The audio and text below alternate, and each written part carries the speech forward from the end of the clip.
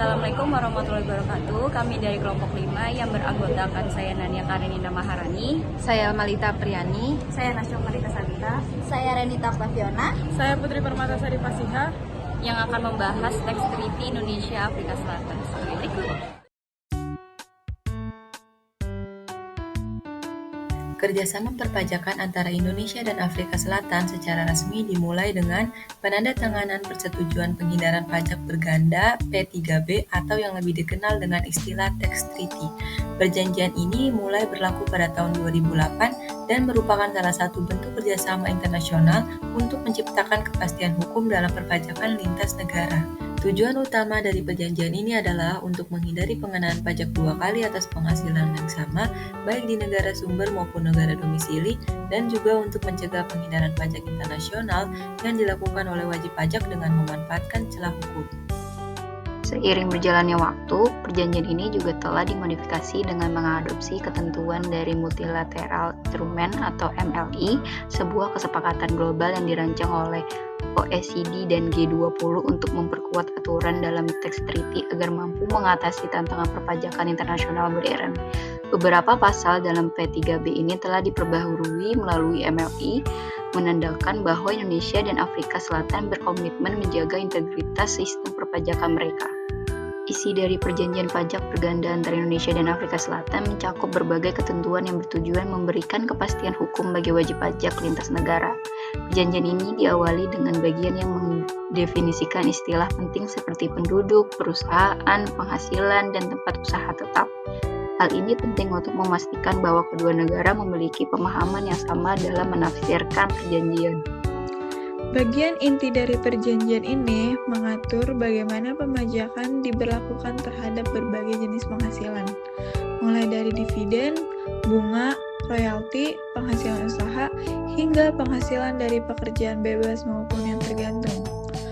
Untuk dividen, Tax Treaty ini menetapkan bahwa pajak maksimum yang dikenakan oleh negara sumber adalah 10%, jika penerimaannya memiliki paling sedikit 10% saham pada perusahaan pembayar, dan 15% untuk kasus lainnya.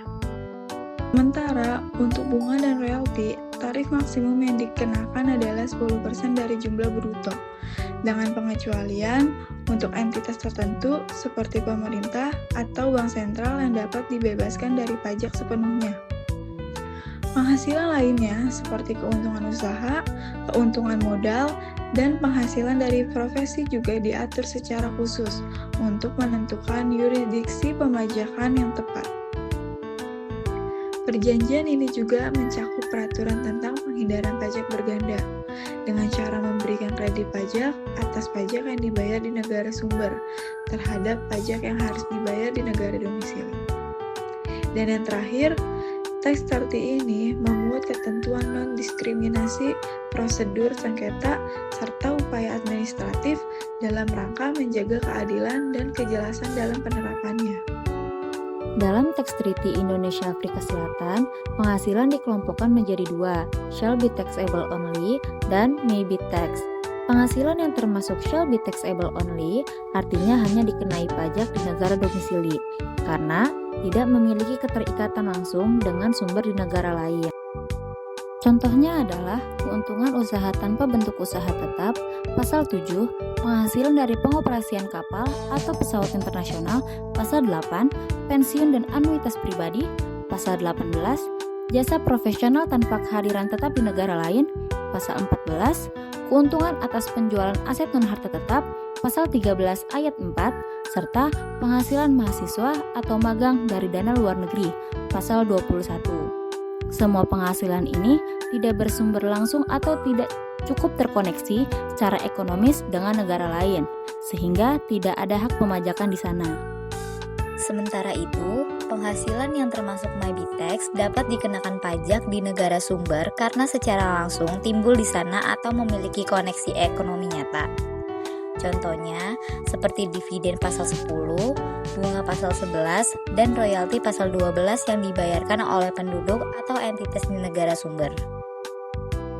Begitu pula dengan keuntungan dari harta tak bergerak pasal 6 dan 13 ayat 1, penghasilan dari pekerjaan yang dilakukan di negara lain pasal 15, imbalan direktur pasal 16, penghasilan seniman dan olahragawan pasal 17, pensiun dari pemerintah pasal 19, serta penghasilan lain yang berasal langsung dari negara sumber pasal 22, karena penghasilan-penghasilan ini bersumber atau dilakukan di negara lain, maka negara tersebut memiliki hak untuk mengenakan pajak secara langsung.